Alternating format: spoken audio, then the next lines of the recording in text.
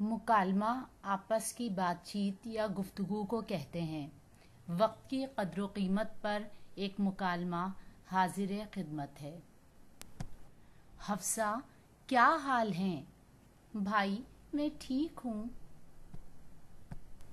تمہاری پڑھائی کیسی چل رہی ہے؟ مت پوچھیں، پڑھائی کا تو بہت برا حال ہے۔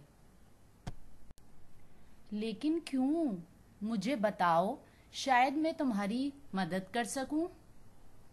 بھائی، اتنا تو پڑھتی ہوں، پھر بھی کوئی نہ کوئی کام رہ جاتا ہے اور ڈانٹ الگ پڑتی ہے۔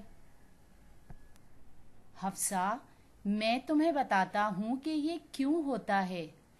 جی بھائی، بتائیے۔ دیکھو، یہ سب وقت کا صحیح استعمال نہ کرنے کے سبب ہوتا ہے۔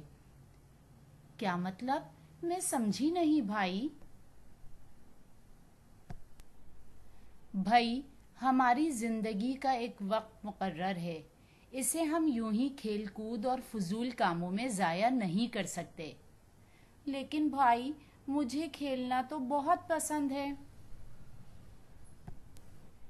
میں تمہیں کھیلنے سے تو منع نہیں کر رہا، بلکہ یہ کہہ رہا ہوں کہ ہر کام کے اوقات مقرر کر لو۔